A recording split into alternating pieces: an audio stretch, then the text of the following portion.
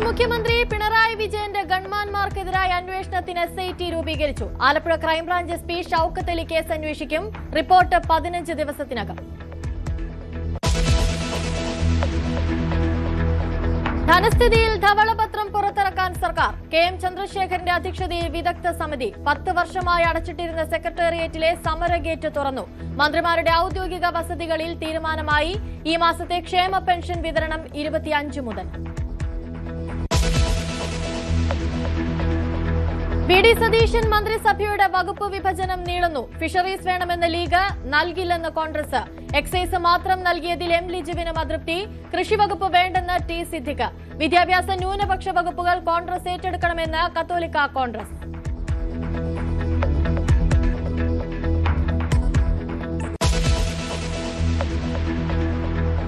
ശക്തമായി തിരിച്ചുവരുമെന്ന് പിണറായി വിജയൻ. തകർന്നു പോകുമെന്ന് ആരും കരുതേണ്ടെന്നും പിണറായിയുടെ പ്രതികരണം കണ്ണൂരിലെ പരിപാടിയിൽ. CPM തെരഞ്ഞെടുപ്പിൽ തകരാൻ കാരണം കണ്ണൂർ പാർട്ടിയെന്ന് തിരുവനന്തപുരം ജില്ലാ കമ്മിറ്റിയിൽ വിമർശനം. കണ്ണൂർ കമ്മിറ്റി പിരിച്ചുവിടണമെന്നും ആവശ്യം. മഞ്ചേശ്വരത്ത് തന്നെ പാർട്ടി തോൽപ്പിച്ചതെന്ന് CPM സ്ഥാനാർത്ഥി. പ്രതിപക്ഷ നേതൃസ്ഥാനത്ത് നിന്നും പിണറായി വിജയനെ ഒഴിവാക്കണമെന്ന് ആലപ്പുഴയിലും ഇടുക്കിയിലും ആവശ്യം.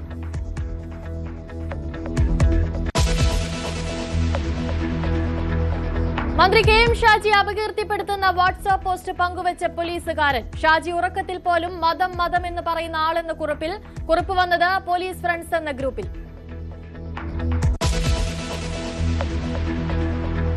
പേരാമ്പ്രയിലെ കാർ കത്തി ഗർഭിണി മരിച്ച സംഭവം ആസൂത്രിതം. നിർണായക CCTV ദൃശ്യം പുറത്ത്. പമ്പിൽ നിന്ന് യുവതി കന്നാസിൽ ഇന്ധനം വാങ്ങുന്നത് ദൃശ്യങ്ങളിൽ. തീ പടർന്നത് എഞ്ചിനിൽ നിന്നല്ലെന്ന് മോട്ടോർ വാഹന വകുപ്പിന്റെ റിപ്പോർട്ട്.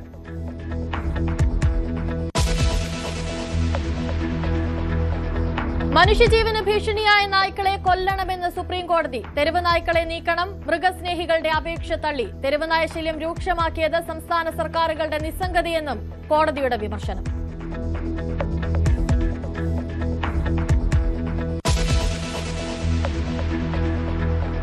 മോഡലിംഗ് മറവിലെ സെക്സ് റാക്കറ്റ് കേസിൽ 3 പേർ പിടിയിൽ. ഇരകൾ നേരിട്ടത് അതിക്രൂര പീഡനമെന്ന് പോലീസ് അന്വേഷണത്തിനായി പ്രത്യേക സംഘം.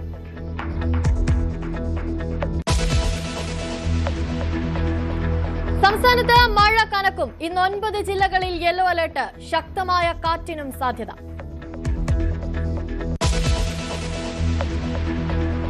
ഇറാനിലേക്കുള്ള ആക്രമണം തൽക്കാലം ഖത്തറിന്റെയും സൗദിയുടെയും അഭ്യർത്ഥന മാനിച്ചാണ് തീരുമാനമെന്ന് ട്രംപ്.